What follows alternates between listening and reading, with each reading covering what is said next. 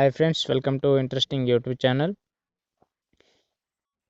ಇವತ್ತಿನ ಟಾಪಿಕ್ ಏನಪ್ಪ ಅಂದರೆ ವಾಟ್ಸಪ್ನ ಬಗ್ಗೆ 2 ಟ್ರಿಕ್ಸ್ ಮತ್ತು 2 ವಾಟ್ಸಪ್ನ ಅಪ್ಕಮಿಂಗ್ ಫ್ಯೂಚರ್ಸ್ ಬಗ್ಗೆ ತಿಳಿಸ್ಕೊಡೋಣ ಅಂತ ಈ ವಿಡಿಯೋ ಮಾಡ್ತಾ ಇದ್ದೀನಿ ಫ್ರೆಂಡ್ಸ್.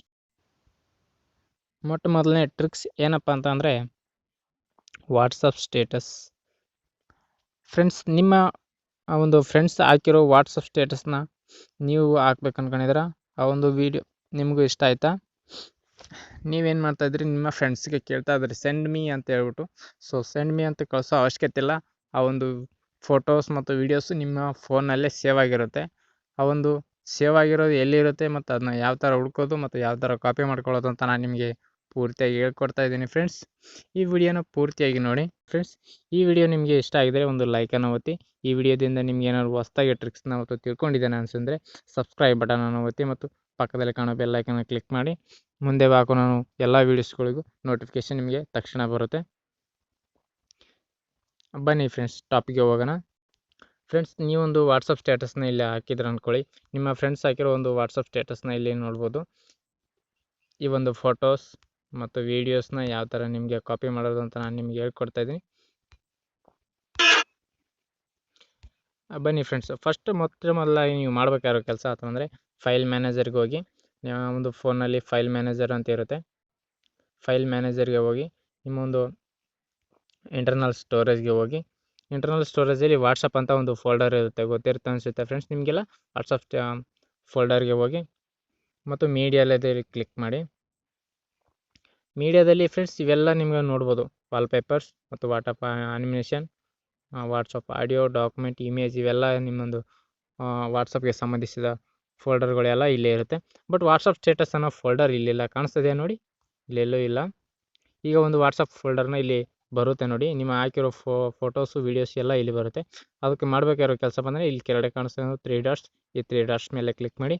ಇದು ರೆಡ್ಮಿ ಫೋನಲ್ಲಿ ಬೇರೆ ಥರನೇ ಒಂದು ಸೆಟ್ಟಿಂಗ್ಸಲ್ಲಿ ಇರುತ್ತೆ. ಇದು ಮೇಲ್ಗಡೆ ಕಾಣಿಸ್ತದೆ, ಇಲ್ಲಿ 3 ಡಾಟ್ಸ್ ಕಾಣಿಸ್ತದೆ, ಮೇಲ್ಗಡೆ ಕಾಣಿಸುತ್ತೆ. ಆ 3 ಡಾಟ್ಸ್ ಮೇಲೆ ಕ್ಲಿಕ್ ಮಾಡಿ ಸೆಟ್ಟಿಂಗ್ಸ್ ಮೇಲೆ ಕ್ಲಿಕ್ ಮಾಡಿ. ಇಲ್ಲಿ ಕಾಣಿಸ್ತದೆ ನೋಡಿ ಸೆಟ್ಟಿಂಗ್ಸ್ ಮೇಲೆ ಕ್ಲಿಕ್ ಮಾಡ್ಕೊಳ್ಳಿ. ಶೋ ಹಿಡನ್ ಫೈಲ್ಸ್ ಅಂತ ಇರುತ್ತೆ, ಕಾಣುತ್ತಾ? ಇಲ್ಲಿ ಕಾಣಿಸ್ತದೆ ನೋಡಿ ಫ್ರೆಂಡ್ಸ್, ಎರಡನೇದು ಶೋ ಹಿಡನ್ ಫೈಲ್ಸ್ ಅಂತ ಹೇಳ್ಬಿಟ್ಟು ಇದನ್ನು ಆನ್ ಮಾಡ್ಕೊಳ್ಳಿ.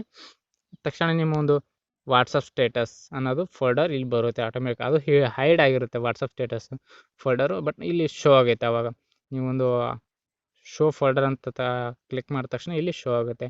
ಡಾಟ್ ಸ್ಟೇಟಸ್ ಅಂತ ಕಾಣಿಸ್ತದೆ ನೋಡಿ.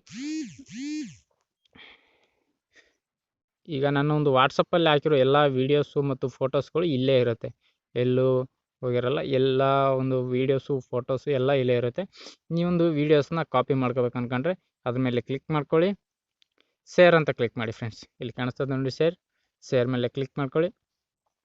ನೀವು ವಾಟ್ಸಪ್ಪಲ್ಲಿ, ಬ್ಲೂಟೂತಲ್ಲಿ ಅಥವಾ ಇಮೇಜಲ್ಲಿ, ಫೋಟೋಸ್ ಯಾವ್ದು ಬೇಕಲ್ಲೂ ಒಂದು ವೀಡಿಯೋಸ್ನ ಮತ್ತು ಫೋಟೋಸ್ನ ಶೇರ್ ಮಾಡ್ಬೋದು ಅಂತ ನಾನು ನಿಮಗೆ ತಿಳಿಸ್ಕೊಡ್ತಾ ಇದ್ದೀನಿ ಫ್ರೆಂಡ್ಸ್. ಅದೇ ಥರ ಒಂದು ಇದನ್ನು ಹೈಡ್ ಮಾಡ್ಬೇಕು ಅಂದ್ಕೊಂಡ್ರೆ ಇವಾಗ ಕಾಣಿಸ್ತದೆ ನೋಡಿ, ಇಲ್ಲಿ ಡಾಟ್ ಸ್ಟೇಟಸ್ ಅಂತ ಕಾಣಿಸ್ತದೆ. ಇಲ್ಲಿ ಮತ್ತೆ ಕ್ಲಿಕ್ ಮಾಡಿ ಸ್ಟೇಟಸ್ ಮೇಲೆ ಕ್ಲಿಕ್ ಮಾಡಿ ಹೈಡ್ ಅಂತ ಕ್ಲಿಕ್ ಮಾಡ್ಕೊಳ್ಳಿ ಫ್ರೆಂಡ್ಸ್. ಹೈಡ್ ಆಗೋಯ್ತು, ಕಾಣಿಸ್ತಾ ಇದೆ ನೋಡಿ. ಇವಾಗ ವಾಲ್ಪೇಪರಿಂದ ಸ್ಟಾರ್ಟ್ ಆಗುತ್ತೆ. ವಾಟ್ಸಪ್ ಸ್ಟೇಟಸ್ ಅನ್ನೋದು ಹೈಡ್ ಆಗೋಯ್ತು. ಮತ್ತೆ ಬೇಕಂದರೆ ನೀವು ಇಲ್ಲೇ ಶೋ ಹಿಡನ್ ಫೈಲ್ಸ್ ಅಂತ ಕ್ಲಿಕ್ ಮಾಡ್ಕೊಳ್ಳಿ, ಮತ್ತು ಶೋ ಆಗುತ್ತೆ. ಯಾವುದೇ ಬೇಕಾದರೂ ವೀಡಿಯೋಸ್, ಫೋಟೋಸ್ ಬೇಕಾದ್ರೂ ಇಲ್ಲೇಯಿಂದನೇ ಕಾಪಿ ಮಾಡ್ಕೋಬೋದು. ಈ ಶೋ ಅಂತ ಇಟ್ಕೊಂಡಿದ್ರೆ ನಿಮ್ಗೆ ಯಾವಾಗ ಬೇಕಾದರೂ ಈ ಒಂದು ಸ್ಟೇಟಸ್ ವೀಡಿಯೋಸ್, ಫೋಟೋಸ್ ಅನ್ನೋದು ಇಲ್ಲೇ ಇರುತ್ತೆ. ಬೇಕಾದರೆ ಆಟೋಮೆಟಿಕ್ಕಾಗಿ ಡಿಲೀಟ್ ಆಗ್ತಾ ಇರುತ್ತೆ ಫ್ರೆಂಡ್ಸ್. ಇದೊಂದು ಫೋಟೋಸು ವೀಡಿಯೋಸ್ ಏನಿರುತ್ತೆ ಆಟೋಮೆಟಿಕ್ಕಾಗಿ 24 hours ಆದಮೇಲೆ ಆಟೋಮೆಟಿಕ್ಕಾಗಿ ಇಲ್ಲಿಂದನೇ ಡಿಲೀಟ್ ಆಗೋಗುತ್ತೆ ಅಂತ ಹೇಳ್ಬೋದು. ಬನ್ನಿ ಫ್ರೆಂಡ್ಸ್, ಎರಡನೇ ಟ್ರಿಕ್ಸ್ ಬಗ್ಗೆ ನಿಮಗೆ ತಿಳಿಸ್ಕೊಡ್ತಾ ಇದ್ದೀನಿ. ಎರಡನೇ ಟ್ರಿಕ್ಸ್ ಏನಪ್ಪ ಅಂದರೆ ನಿಮ್ಮ ಒಂದು ಫೋಟೋಸ್ ಮತ್ತು ವೀಡಿಯೋಸ್ ಮತ್ತು ಡಾಕ್ಯುಮೆಂಟ್ಸ್ ಯಾವ ಥರ ಹೈಡ್ ಮಾಡೋದು ಅಂತ ನಾನು ನಿಮಗೆ ತೋರಿಸ್ಕೊಡ್ತೀನಿ. ಅದು ಯಾವುದೇ ಆ್ಯಪ್ ಯೂಸ್ ಮಾಡ್ದೇ. ತುಂಬ ಆ್ಯಪ್ಸ್ಗಳಿದೆ ಫ್ರೆಂಡ್ಸ್. ಒಂದು ಆ್ಯಪ್ಸ್ಗಳಿಗೆ ಹೋದರೆ ಫೋಟೋಸ್ನ, ಡಾಕ್ಯುಮೆಂಟ್ಸ್ನ ಮತ್ತು ವೀಡಿಯೋಸ್ನ ಹೈಡ್ ಮಾಡೋದಿರುತ್ತೆ. ನಿಮ್ಮ ಡಿಫಾಲ್ಟಾಗಿ ಫೋನಲ್ಲೇ ಬಂದಿರುತ್ತೆ. ಅದು ಯಾವ ಥರ ಅಂತ ನಾನು ನಿಮ್ಗೆ ತಿಳಿಸ್ಕೊಡ್ತಾ ಇದ್ದೀನಿ. ಅದೇ ಥರ ಸೇಮ್ ಫೈಲ್ ಮ್ಯಾನೇಜ್ಗೆ ಹೋಗಿ ಫ್ರೆಂಡ್ಸ್. ಇಲ್ಲಿ ನಿಮ್ಗೆ ಯಾವುದೇ ಫೋಲ್ಡರ್ ಮತ್ತು SD ಕಾರ್ಡಲ್ಲಿ ಹೋಗ್ಬೋದು. ಇಂಟರ್ನಲ್ ಸ್ಟೋರೇಜಲ್ಲಿ ಬೇಕಾದ್ರೆ ಸೇವ್ ಮಾಡ್ಕೊಂಡ್ರೆ ಸೇವ್ ಮಾಡ್ಕೋಬೋದು. ಇಲ್ಲಿ ನಿಮ್ಗೆ ಕಾಣಿಸ್ತಾ ಇದೆ ನೋಡಿ ಫ್ರೆಂಡ್ಸ್, ಯಾವ್ದಾದ್ರು ಒಂದು ಫೋಲ್ಡರ್ನ ಕ್ರಿಯೇಟ್ ಮಾಡ್ಕೊಳ್ಳಿ. ನ್ಯೂ ಫೋಲ್ಡರ್ನ ಕ್ರಿಯೇಟ್ ಮಾಡ್ಕೊಳ್ಳಿ. ಇಲ್ಲೊಂದು ನಾನು ನ್ಯೂ ಫೋಲ್ಡರ್ನ ಕ್ರಿಯೇಟ್ ಮಾಡ್ತಾ ಇದ್ದೀನಿ ನೋಡಿ ಫ್ರೆಂಡ್ಸ್, ಮೈ ಮ್ಯೂಸಿಕ್ ಅಂತ ಹೇಳ್ಬಿಟ್ಟು.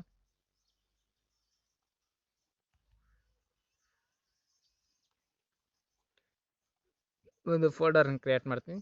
ಅದಕ್ಕೂ ಮೊದಲು ಒಂದು ಡಾಟ್ನ ಇಡ್ತಾ ಇದ್ದೀನಿ. ಹೇಗೆ ಗೊತ್ತಾ ಫ್ರೆಂಡ್ಸ್, ಒಂದು ಡಾಟ್ನ ಇಡಿ, ನಿಮ್ಮ ಒಂದು ಫೈಲ್ನ ನೇಮ್ ಹಾಕಿ, ಫೋಲ್ಡರ್ನ ನೇಮ್ ಹಾಕಿ,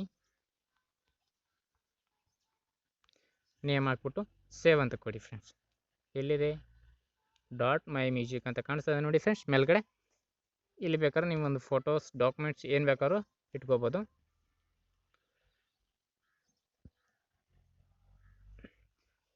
ಇವಾಗ ಹೈಡ್ ಆಗೋಯ್ತು, ಅದು ಫೋಲ್ಡರ್ ಅನ್ನೋದು ಹೈಡ್ ಆಗೋಯ್ತು. ಅದು ಯಾವ ಥರ ನಿಮಗೆ ಟ್ರಿಕ್ಸನ್ನು ಹೇಳ್ಕೊಡ್ತೀನಿ. ಶೋ ಫೋಲ್ಡರ್ ಅಂತ ಕೊಡಿ, ಮೈ ಮ್ಯೂಸಿಕ್ ಕಾಣಿಸ್ತಾ ಇದೆ ನೋಡಿ. ಇವಾಗ ಇಲ್ಲಿ ಬೇಕಾದ್ರೆ ಇಟ್ಕೋಬೋದು. ಇವಾಗ ಮೈ ಮ್ಯೂಸಿಕ್ ಏನಾಗಿದೆ ಅದು ಒಂದು ಹೈಡ್ ಆಗ್ಬೇಕಂತಂದರೆ ಇಲ್ಲೇ ಸೆಟ್ಟಿಂಗ್ಸ್ನ ಕ್ಲಿಕ್ ಮಾಡಿ ಹೈಡ್ ಫೈಲ್ಸ್ ಅಂತ ಕೊಡಿ. ಆಟೋಮೆಟಿಕ್ಕಾಗಿ ಯಾವೊಂದು ಫೈಲ್ ಅಥವಾ ಫೋಲ್ಡರ್ ಅಲ್ಲಿ ಹಾಕಿರೋ ಆ ಫೋಲ್ಡರಲ್ಲಿ ಹಾಕಿರೋ ಎಲ್ಲ ಒಂದು ಫೈಲ್ಸ್ಗಳು ಎಲ್ಲ ಮತ್ತು ಫೋಟೋಸ್ ಮತ್ತು ವೀಡಿಯೋಸ್ ಎಲ್ಲನೂ ಹೈಡ್ ಆಗಿಬಿಡುತ್ತೆ. ಅದೇ ಥರ ಹೈಡ್ ಮಾಡಬೇಕಂದ್ರೆ ಮತ್ತು ಆ ಒಂದು ಹೈಡ್ ತೆಗಿಬೇಕನ್ನ ತೊಗೋಬೇಕು ಅಂದ್ಕೊಂಡ್ರೆ ಈ ಒಂದು ಮೈ ಮ್ಯೂಸಿಕ್ ಏನಂತಿದೆ ರೀನೇಮ್ ಕೊಡಿ. ಆ ಡಾಟ್ಸ್ನ ರಿಮೂವ್ ಮಾಡಿ ಫ್ರೆಂಡ್ಸ್. ರೀನೇಮ್ ಕೊಡಿ. ಈ ಡಾಟ್ ಏನಿದೆ ಫಸ್ಟ್ ಹಾಕಿರೋ ಡಾಟ್ ಏನಿದೆ ಅದನ್ನು ರಿಮೂವ್ ಮಾಡಿ. ಆಟೋಮೆಟಿಕ್ಕಾಗಿ ಶೋ ಆಗುತ್ತೆ. ಯಾವುದೇ ಹೈಡ್ ಮಾಡಿದ್ರು ಕೂಡ ಆ ಒಂದು ಫೋಲ್ಡರ್ ಶೋ ಆಗುತ್ತೆ. ಇವಾಗ ನೋಡಿ ಫ್ರೆಂಡ್ಸ್, ಮೈ ಮ್ಯೂಸಿಕ್ ಅನ್ನೋದು ಒಂದು ಫೋಲ್ಡರ್ ಹೈಡ್ ಮಾಡಿದ್ರು ಕೂಡ ಇಲ್ಲಿ ಶೋ ಆಗ್ತಾಯಿದೆ.